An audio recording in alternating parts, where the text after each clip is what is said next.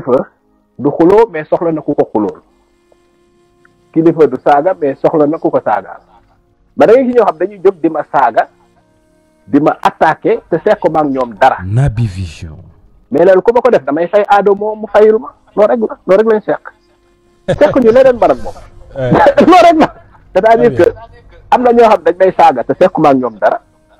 comme man mënumaa saaga wala bokk attaqué nañ ma te man mënuma leen tontu parce que jàpp naa ne warumaa tontonte ak ñoom ma fay aado moom mu tontul ma loolu rek la loolu kese la. d'accord. Ousmane Sonko nag comme Ousmane Sonko musuma saaga mais musuma koo saaga yaa ngi dégg moom ñaari yoon yi ma attaqué yëpp daf ma attaqué ma tontu ko donc musuma koo saagal sama gars yi neexul mais Yérim day dëgg xol quoi Yérim moom def naa ne ay gunóor la ñuy jàppee quoi xool incohérence ci lu muy wax quoi Yérim nee na affaire Adji Sarr bi dafa moon réunion quoi moom mooy réunion mu toog fa gars yi jël ay position moo xal fa lu rafet Ousmane Sonko comme quoi que mun a gars yi li affaire góor la te góor kenn ko natt si jigéen nee na foofu moom moo ci këppal ndox quoi xool la fen yi waaw lu Yérim moo toogoon ci plateau ne affaire Adji Sarr même fekkee dañu war a rey Sénégalais yëpp dafa war a leer xam na même personne bi moo wax loolu boobu benn fen la beneen deuxième fen bi Yérim nee na affaire Adji Sarr bi oo nañ ko ci pour ma bind livre baa ngi sama téléphone exemple fu ma bind ko su ma bëggoon yàqal Ousmane Sonko loolu laay def Yérim yaa mën a fen Yérim xam yaa bindoon livre ah les Ousmane Sonko lañu bett ci condition bi moo benn Nigérian mu ko cotoom moom lañu jàpp nuitamment xanaa de yow yaa waxat loolu noonu deuxièmement est-ce que Yérim mës ngeen dégg Yérim mu défendre baadoola déedéet intérêt sont menacés kii lay défendre Tahirou Sarr Khadim Mbollo Kaffrine Amadou Sall parce que nag affaire yi mi ngi def effet waa camp bële sol nañ ko Macky Sall nee na ko tey jii affaire passeport diplomatique France dañu ma waroon jox Macky Sall Macron moom lay nooyee Macron du ko nooyee France Iram la woon Sénégal Iram la woon mu jàpp Sénégal fu ko neex lay rendee mu jékki-jékki booy falu ignoré ko ignorance bi moo ko metti parce que booy dunduñu ko faalewuñu ko ay somme mag ay voyage on s'en fout ñu ngi fay salaire ñu ngi koy gérer tàcc yaa ngi récupérer tu vois li mu ñëwaat sama sujet mosoo défendre baadoola Khadim Mbollo Afrique ñooñu ngay défendre parce que c'est ci falay tooyee bi ñu rey booy lu génn en tant que journaliste nga dem ak Sall bàyyi booy yi ngay rey organiser ay élection yu kii nii isant fi mais fi ngeen nekkoon di ignorer booy yi di kii nii vrai naaféq mooy Yérim Seck vrai naaféq fenkat mooy Yérim Seck parfois da ngay comprendre lu tax Azoura tollu fenn fi di saaga parfois vraiment da ngay am envie bien ñi ngay sa ñi lay seetaan nga respecté rek bullshit nga yow. affaire Adji Sarr man mi wax ak yow nii contacté nañ ma pour ma bind bitim réew pour ma bind livre ci histoire Adji Sarr maanaam bindam yëpp li ci xew ak li mu dund yëpp pour ma bind ko ci yëpp mi ngi sama téléphone mais damaa bañ bu fekkoon dama bëggoon yàqal Ousmane Sonko rek livre boobu dama koy bind te livre boobu du livre boo xam dama koy signé livre bi mon histoire la tudd maanaam histoire Adji Sarr mënoon naa koo bind Adji Sarr signé ko mais damaa bañ ni dama ko binduma ko xam nga su ma bëggoon yàqal Ousmane Sonko ci Adji Sarr loolu moo gënoon gaaw moo wax leneen loo xam ni Ousmane Sonko moo ma ko gën a xam moo tax faaw mu wax ak nitam yi parce que xam na yoo xam ni nitam yi xamuñu ko. Naby Vision. Mohamed. waaw réunion bu am solo am na ci affaire Ousmane Sonko Adji Sarr boobu yëf yi tàng na lool. te ne leeral nga lu bari et pourtant tous les jours les médias entre guillemets pro-Pastef vous accusent de financer des fois ceux qui insultent les nouvelles autorités et sax am na ci yenn ci ay audio yu génn yi nga xam ne sax ñu ngi wax ne audio yooyu da lay incriminer loolu loo ciy tontu. li ma ciy tontu lu leer la li ñuy wax financement mooy.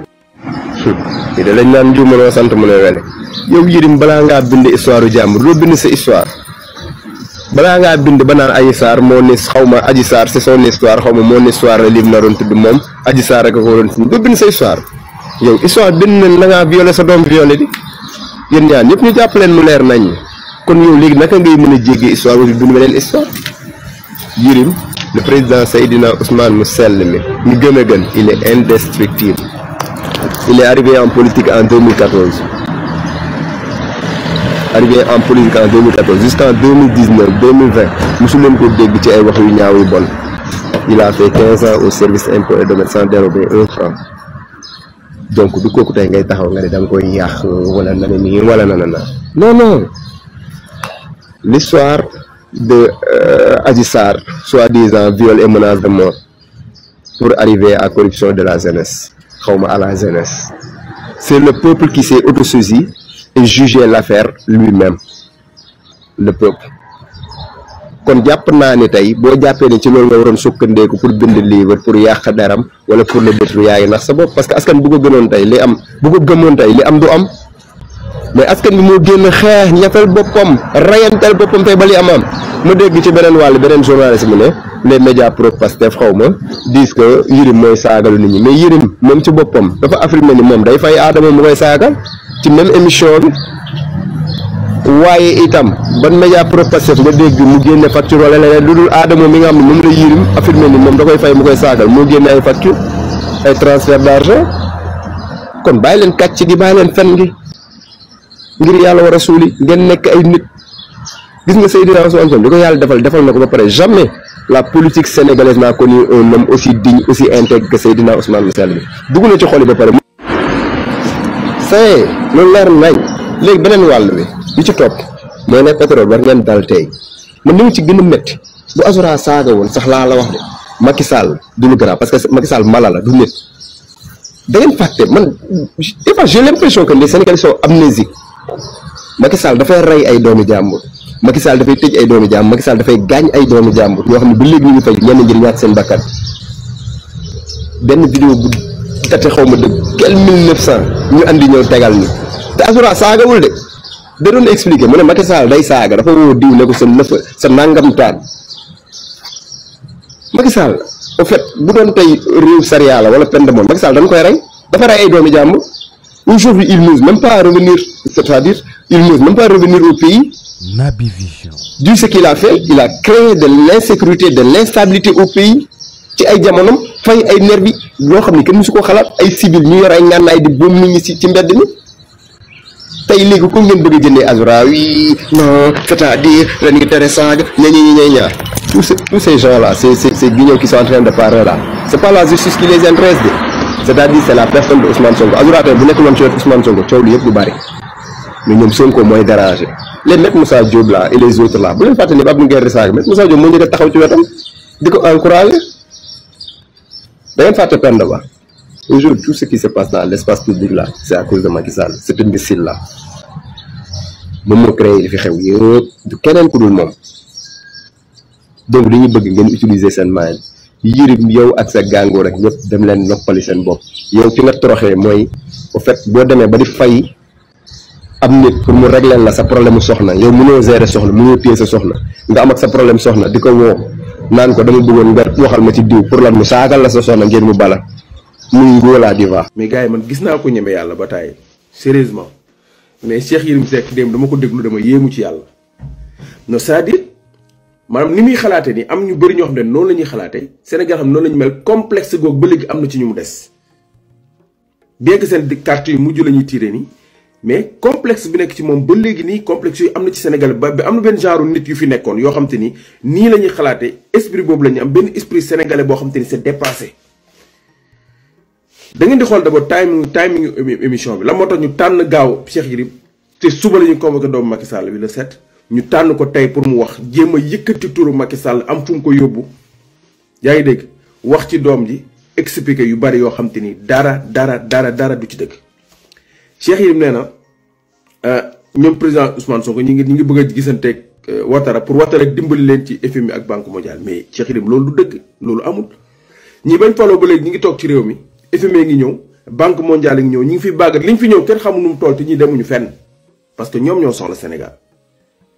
FMI dem ba trouver doon xaar Cour des comptes génn ñu wax ca lañ cay wax gis turu ba bay laaj Sénégal ni j'espère que Sénégal dinañ def li ñu justice na def li mu war a def ci tur bi nga xam def nañ ko jóge fa Sénégal jóge fi dem gisanteeg ñoom jox leen programme bu bees Banque mondiale approuvé ko ñuy doxal nu mu leen neexee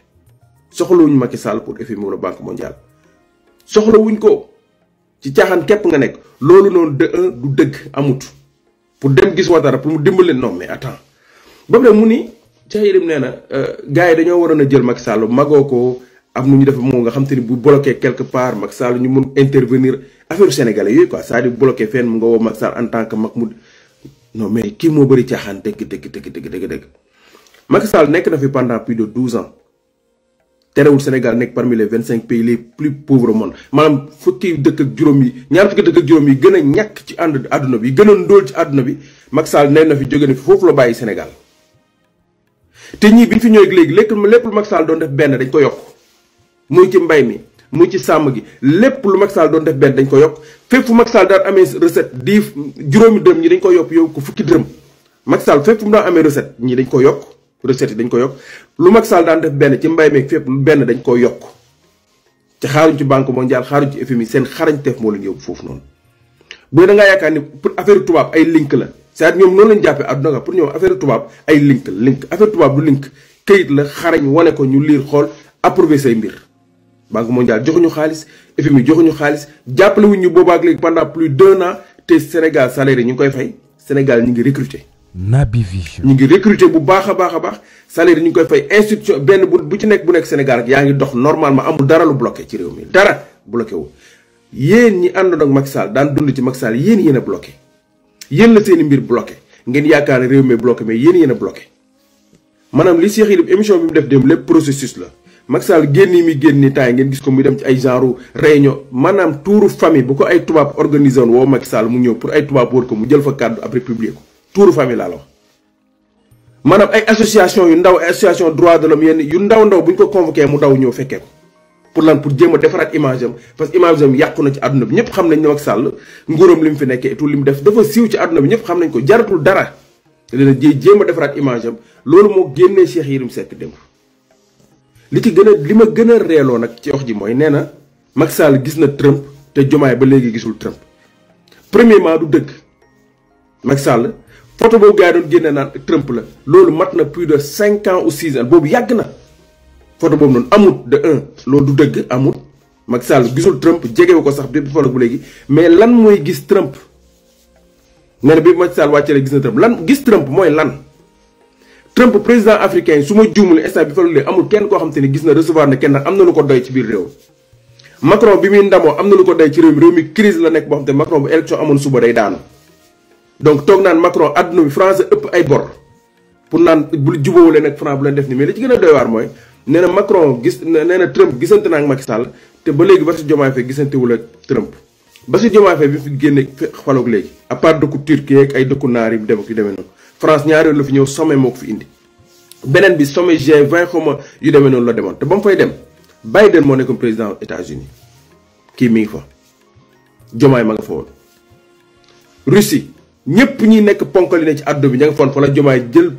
parole def fa discours bu rëy ba léegi nii boo demee ca page ba site ba Diomaye discours am moo ëpp ay vues doublé na président yëpp yi ne ci àdduna bi yi fa nekkoon muy Biden nag ñëpp Macron ñëpp a nga fa woon président Diomaye ma nga fa woon nekk xale bu ndaw jël parole toj fa ba ki nga xam te ne moo nekk ki jiite Luxembourg ñëw di jooy parce que Diomaye da ko recevoir wax ko li mu koy wax ci affaire góor jigéen Diomaye discours am ba léegi mu ngi fi adduna bi di ko partage ba mu pare adduna bi di ko partage te président yi gën a ponkal ci adduna bi ña nga fa woon Diomaye taxaw photo ak ñoom nekk ak ñoom donc complexe boobu nag ñun loolu lijjanti wuñ ko li ñu ëppal solo mooy suñu réew mi ngi dox institution yi ne ci réew mi yëpp a ngi dox amul dara lu bloqué salaire yaa ngi fayeeku nit ñaa ngi jot seen ay salaire Naby Vision ñu bëri ñi ngi recruter bu baax a baax fépp fu Macky Sall daan def benn dañ koo doubler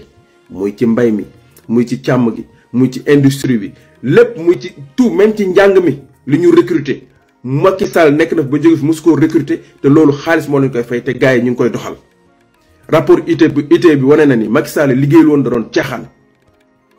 liñ doon wax naan gars yi ay bleu lañu xamuñu ni ñuy doxalee nguur loolu sénégalais benn sénégalais ñemeetu koo wax donc Cheikh Yérim complexe googu ak noonu ngeen mel dencu leen ko teg fa xam ni sénégalais yi léegi beneen gis-gis lañ am ci ñii. ndeysaan tëdd ngeen conséquence bu teel a tëdd li ngeen a baaxul information yi da leen di raw maa di expliquer leen information yi dama leen di expliquer rek de nettaliwu ma damay expliquer dee dafa bëri façon waaw dee VIP am na dee drame am na dee catastrophique am na Yérim yaa ngi anticiper nii sa dee waaw di Yérim ma ngay fenati de mu nga tudd duulati ci Yérim duulalatu jiitu àddina duulalatu politicien duulalatu xeet na ñooñu ñëpp léegi garaatam dafa yokk Yérim léegi nit yàlla yi lay fenal Yérim a ngay fenal Maulana Cheikh Ibrahima Niass Mame Baye Niass Yérim a nga toog aisément di waxal Mame Baye Niass lu ko saf ndeysaan daal di bàyyi dañ lay wal ba nga nekk tuur ñu teg la di la dagg di la boole foofu bi ndeysaan Yérim lii laa la gisee sax dee yow léegi taalibe bàyyi la dese rawatina taalibe Baay yi nga xamante ne dañoo tarbiya ba àgg dara du saf leen ci àddina ñooñu ne dara du saf ci àddina Yërim nga toog nii di fenal Mame Baye Niass Yërim nee na Maolana Cheikh Ibrahima nee na kilifa du saaga ci pénc waaye sañ naa it ku koy saagaal mu indi mu saagaal ko ba mu tooy xeeb ay Yërim yaa mën a fen kay murit ngeen di ree murit jarul ngeen di ree à tout moment Yërim mën naa barasti ku Touba waaw te buy dem Touba nag xam naa mën naa jàpp escati waawoon waaye léegi de bu la yàlla nattoo Yërim ba nga escati waawoon boo am lenn looy wax Serigne Babacar dama lay saka kala dul saka lu ma la waxati bu ko gëm Yërim yaa mën a dul kay Naby Vision murit yi moom dañ lay mixé waaw ñoom seen mixeur lan yor dañ lay mixé te Yërim yoon bi mu jël maa ngi xaar nag ba kenn dugg fi naan waaw bu tuddee yàlla du ngeen wax buñ tuddee alxuraan du ngeen wax bu leen dugg si suñu guerre yàlla mën naa fajal boppam te day fajal boppam alxuraan moom ku ko song ren ba déwén te gisoo ko nga xam ne yàlla la mu kon ci alxuraan amul may leen ñu ñu guerre bi Yërim suñu sëriñ la Yërim fenal Yërim Maolana Cheikh Ibrahima Niass Yërim nga fenal ko fen wu rëy wi na nga fexe ba na nga indi fu mu ko waxee ngay dul naan taalibe Cheikh nga ay bay Yërim a mën a fen naa waa sama wasila sama sëriñ sama Baye Niass mësul doon sa sëriñ doo taalibe Cheikh waaye ndaw Samba Yërim yow loo def taalibe Cheikh yow boo fenul yaa ngi sos boo yàqul der yaa ngi ci yàpp nit Yërim boo nekkul ci yàpp nit yaa ngi violé boo violé wul yaa ngi di tëddee yow Yërim yoroo dara taalibe Cheikh waaye ndaw Samba xëy rek daal di ñëw toog ne ma taalibe Cheikh la aram doo ko doon te doonoo taalibe Cheikh ndegam ñun ñi yokku ci Cheikh ñi nga xam ne dañuy laasim suba ngoon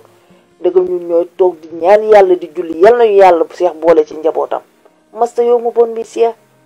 Yërim baaxoo guddi baaxoo bëccëg baaxoo ci kër baaxoo ci pénc te Yërim li ma gën a metti ci wax ji Yërim dafa jël boppam jël Mame Baye Niass nee na bu def boppam exemple ci Mame Baye Niass Yërim nee na comme Mame Baye Niass nee na kilifa du saaga ci pénc waaye mën naa ut ko koy saagaal Yërim nee na moom du saaga waaye day fay Adamo mu koy saagaal ndeysaan maa ngi gis nii Adamo xëy laay bal la fexe na ma message bi yegg ci Adamo Yërim nee na ku ko saagaat yow lay fay nga tontul ko saaga yi maanaam yow la ñuy fay ngay saaga nit ñi Yërim bàyyil fen yi Yërim sonal nga nit ñi Yërim boo fenul yaa ngi sos Yërim du Adamo ni mu la rëkkal barki démb jaratoo dara ci réew mi Yërim nga toog war a toog sa ruq mën a kan Adamo di live ngay dul naan maa ngi hôpital di jël perfusion tàmm nga bu la rëkkalee live nga ne ko maa ngi perfusion bëgg live bi arrêté Adamo daa xoon bu xëyee day yeggale live bi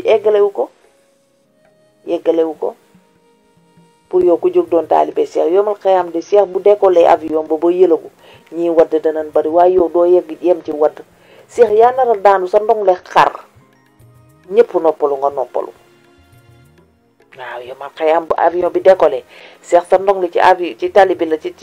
suuf la nara dal nga dee benn yoon da ngay dee ñaari yoon boo dee ba yomal xëyam ba Cheikh décollé waat nga la ngaamu yow boo waddee da ngay dee yaat la ilaha illallah du jëloo nga fi alxuraan bi di ko kafe naa far mudda far nadda far kii ba nit ñi tëbal la ci nga génnaat ci léegi nag yaa ngi ñokkale na ba ci taxat këru diine yi à tout moment ma ngaa barasti ku Tuubaa mbaa nga escati waawoon waaye ñu ngi lay xaar dangay làmb rek bu nooy rek nga jàll fa ca des moo tax taalibe bàyyi na bu ngeen ñàkkee fayda ba lii jàll ba pare ci yéen Naby Vision lii du xeexu taalibe bàyyi kese képp kuy taalibe Cheikh rek Cheikh Yërim mi li mu wax sa xeex la képp kuy julli rek Cheikh Yërim li mu wax sa xeex la li ngay mën a duul Cheikh dangaa duul ba weng